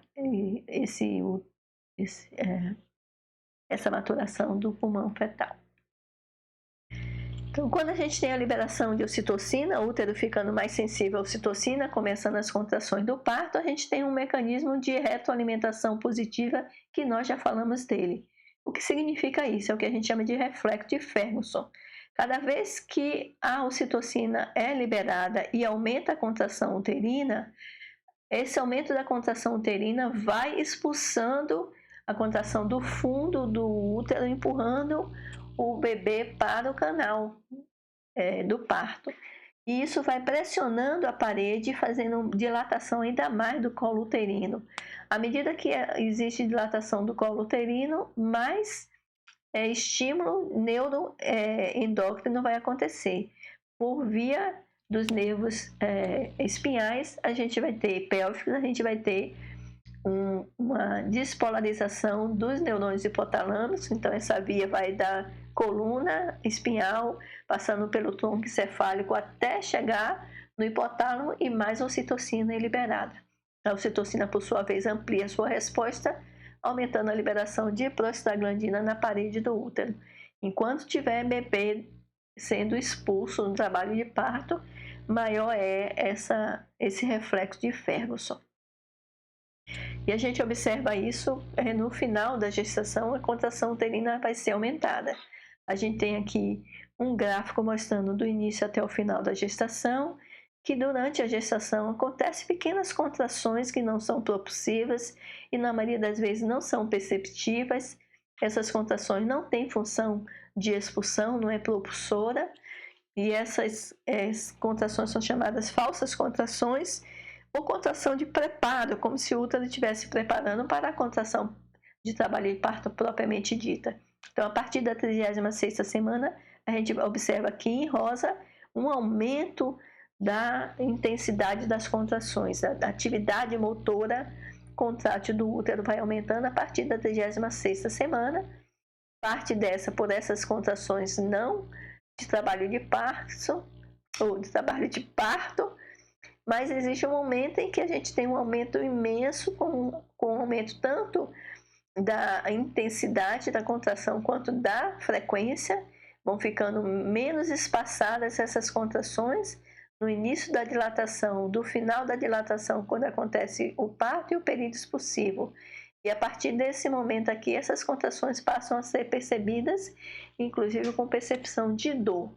Após o nascimento, para que a gente tenha a expulsão da placenta e dos outros anexos, a contração uterina ainda acontece, ainda gera força de tensão, apesar da mulher não estar mais, nesse momento, percebendo dor nem sentindo a dor da contração do período de trabalho de parto. A gente tem uma classificação dessas contrações, uma contração falsa, chamada de contração de Braxton-Hicks, escrita por esses autores aqui, desde 1800 e alguma coisa, e elas não têm característica propulsiva, elas são diferentes da contração do trabalho de parto propriamente dita. Algumas alterações são claras, elas são indolores, enquanto as contrações do trabalho de parto são percebidas como dor. Elas são muito pouco frequentes, uma acontece, a outra é menor, não existe um aumento gradual de intensidade e de frequência. Então, as mulheres normalmente conseguem identificar o que é uma contração não de trabalho de parto com a contração do trabalho de parto. Para que haja, então, a expulsão, o período expulsivo, essa criança tem que passar através do canal de parto, por dilatação do colo uterino, por relaxamento dos ligamentos pélvicos e por relaxamento dos músculos do assoalho e da pelvis. Nessa figura aqui a gente mostra mais ou menos as etapas que acontecem. Logo no início, o colo do útero está completamente formado, apesar dele estar um pouco amolecido, ele ainda está completamente formado. Quando começa o trabalho de parto e o útero vai contraindo e essa criança é empurrada em direção ao canal de parto, vai acontecendo o colo do útero vai desaparecendo, você já não percebe mais esse colo do útero, e ele vai ficando mais fino e ao mesmo tempo vai começando a aparecer a abertura inicialmente do esfíncter externo, e essa contração vai aumentando ainda mais, vai empurrando para as laterais essa parede até a completa dilatação, que acontece quando a gente tem mais ou menos 10 centímetros de distância entre essas duas extremidades aí do colo do útero. E aqui a gente já está no período de completa dilatação e vai começar aí o período expulsivo desse bebê. Terminando o trabalho de parto, a próxima fase que vai completar esse ciclo reprodutivo da mulher é a lactação. Então, essa lactação vai garantir a adequada nutrição e a proteção imunológica desse recém-nascido, que é necessário para a sua sobrevivência no ambiente extrauterino. Então, a primeira coisa que acontece para que ocorra a lactação é a queda dos níveis de estrógeno e progesterona. A gente observa que durante a gestação já existe produção de prolactina, mas não existe a produção do leite. E esse bloqueio na lactação é feito pelos níveis altos de estrógeno e progesterona produzidos pela placenta. Uma vez que há o deslocamento, o parto, e a placenta é eliminada, esse freio para a produção do leite é desfeito e a gente começa a aparecer a produção de leite e lactação. E existe uma tendência ao longo do tempo de lactação que a necessidade da concentração de prolactina seja cada vez menor. Talvez porque a função dela seja de preparar essa mama, a maquinaria toda de produção já foi estimulada, então a necessidade do hormônio está menor. Mas, por outro lado, é importante que haja o estímulo para a lactação, que é o estímulo neuroendócrino desencadeado pela sucção mamilar. E nesse gráfico a gente mostra aqui que durante a sucção mamilar existe um pico e depois que para de sugar, essa prolactina volta para os valores mais baixos. Então, esses picos que acontecem com a sucção mamilar são extremamente importantes para a manutenção da lactação e que deve ser mantida no mínimo exclusivamente por 6 meses e o ideal por 2 anos. Então, manter a sucção mamilar, manter a criança sugando o peito para que haja o reflexo é condição para que mantenha-se essa produção láctea. Quando a gente fala na produção láctea, a gente divide em 3 fases. A fase em que a maquinaria é preparada, a mama é preparada por estímulo de vários hormônios produzidos durante a gestação, e a gente chama de mamogênese, ou seja, o preparo das mamas para a produção de leite, que vai acontecer durante toda a gestação. Então, a gente tem aumento dos folículos, aumento dos alvéolos, dos lóbulos, dos ductos, estimulados pela presença de estradiol, dos estrógenos em geral, do IGF-1, da somatomedina, do cortisol, da prolactina e da relaxina. São hormônios que são importantes para o desenvolvimento dessas unidades que são necessárias tanto para a produção do leite como para a drenagem do leite através desses ductos.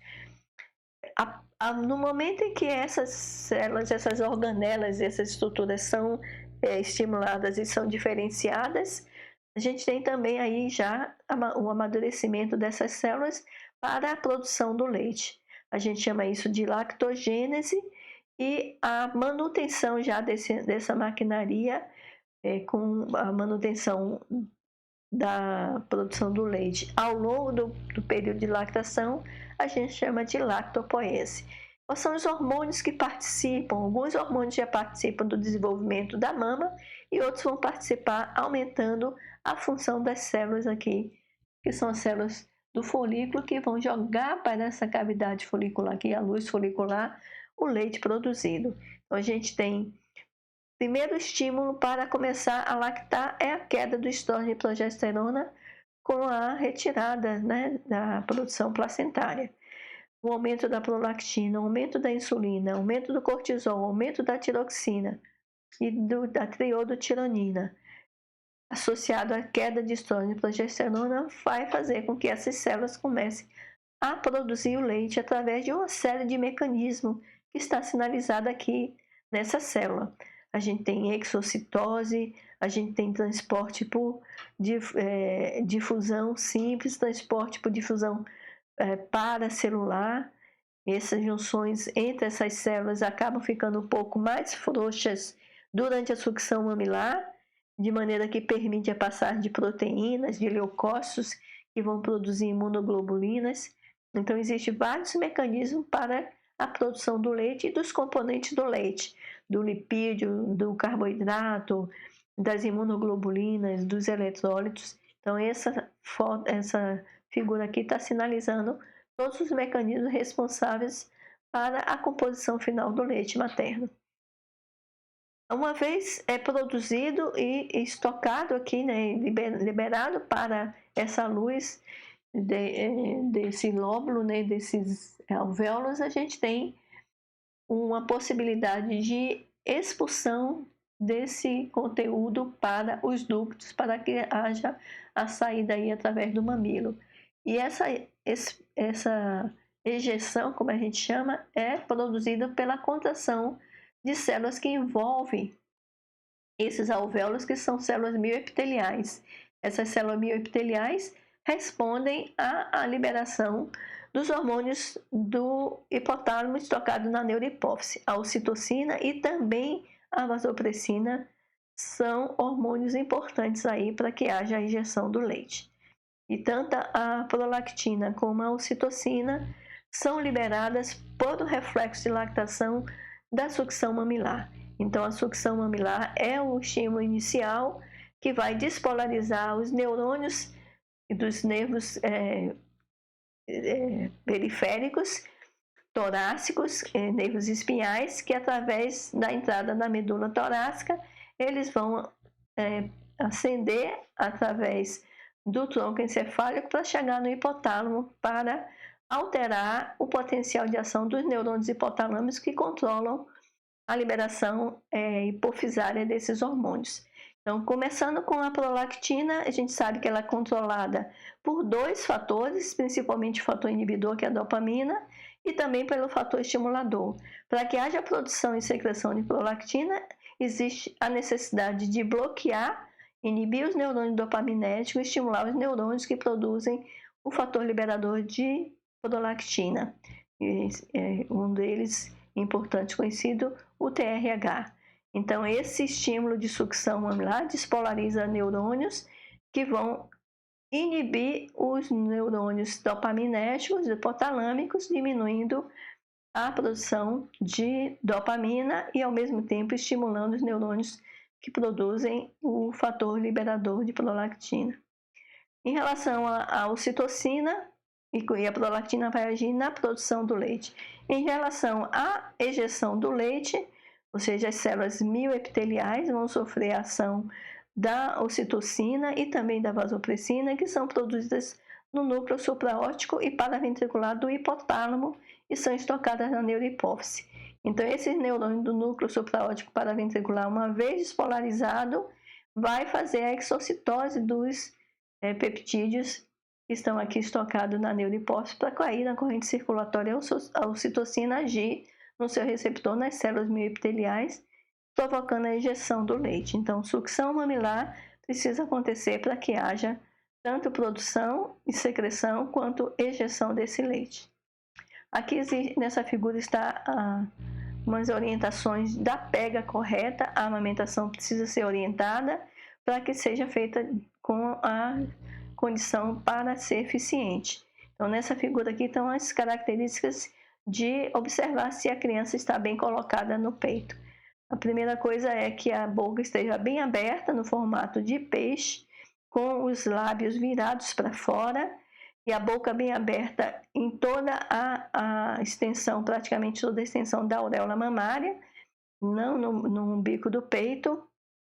A criança precisa estar respirando livremente, então o nariz não pode estar sufocando a criança com o nariz apertando no peito. O que tem que estar encostado no peito é o queixo da criança para dar um apoio aí para o movimento de sucção mamilar. Então, esse movimento de sucção mamilar vai ser percebido com o enchimento, né, da bochecha, manifestando aí a característica correta do reflexo de sucção. Então, precisa orientar as mães para que exista esse cuidado na colocação do peito. Primeiro, que se a criança fica sugando o mamilo, vai rachar o mamilo, vai fazer fissura, isso vai causar dor e vai diminuir o reflexo de liberação, reflexo neuroendócrino de liberação de ocitocina, principalmente, e de prolactina.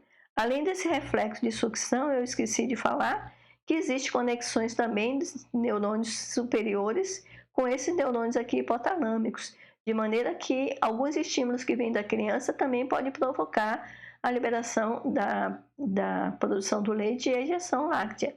O choro do bebê, brincar com a criança. Então, vários estímulos podem favorecer o aumento da produção. Então, tem descrição, inclusive, em vacas leiteiras, e até o barulho do balde, né, daquelas máquinas que são usadas para a retirada do leite, também pode desencadear esse reflexo aí. Então, estímulos mostrando que existe uma conexão de neurônios suprahipotalâmicos também regulando a produção de leite, a liberação do leite, a injeção do leite. A gente tem aqui uma tabela mostrando a composição energética proteica do leite materno. Eu não vou descrever, vocês vão ver isso com muito mais propriedades na aula de materno-infantil e outras disciplinas do curso de nutrição. É só para mostrar o que a gente encontra nos livros de fisiologia em relação à lactação. A gente tem uma produção inicial nos primeiros 5 dias de uma secreção mais espessa, com uma quantidade menor e mais amarelada, que é chamada de colostro. O colostro tem uma composição muito rica em imunoglobulina de secreção, IgA, lactoferrinas, leucócitos e pouca quantidade de carboidrato, mostrando que a função seja muito mais uma função imunológica e anti-inflamatória do que uma função nutricional. A partir do 5º dia, a gente tem uma produção de leite que tem uma composição que fica entre o colostro e o leite maduro, é chamado isso de leite de transição. E a partir mais ou menos do 14º dia em diante, da 2ª semana em diante, a gente já vai, esse leite já vai tendo uma quantidade maior de proteína, de lipídios, de carboidrato e dos outros componentes de micronutrientes, de maneira que com um mês e meio, o leite já tem a sua composição completamente madura, considerada completamente madura, que vai ter a mesma composição o resto do tempo de lactação. Existem algumas alterações em relação à concentração de alguns desses nutrientes, quando se compara o leite de uma mulher com parto prematuro com de uma mulher com parto a termo, mostrando um aumento de proteína e lipídios no parto prematuro, tentando, eu acho que, manter mais proteína e energia para recuperar o crescimento que seria intrauterino. existe alteração de composição com volume também de leite produzido, e existe uma variação maior nos micronutrientes em relação à alimentação materna. Então, essa composição energético-proteica quase que fica sem muitas modificações, independente das condições alimentares e socioeconômicas da mulher, mostrando aí que o cuidado precisa ter com a alimentação materna, principalmente em relação aí às vitaminas e minerais. E por que a gente precisa ter essa orientação de aleitamento materno, né? E hoje cada vez mais as campanhas priorizam essa informação e que devem priorizar essa informação, né? O que é que tem esse leite de tão importante, de tão especial? A primeira coisa que a gente pode falar é que cerca de 6 milhões de vidas por ano são salvas, segundo a Organização Mundial da Saúde, por amamentação exclusiva durante pelo menos 6 meses.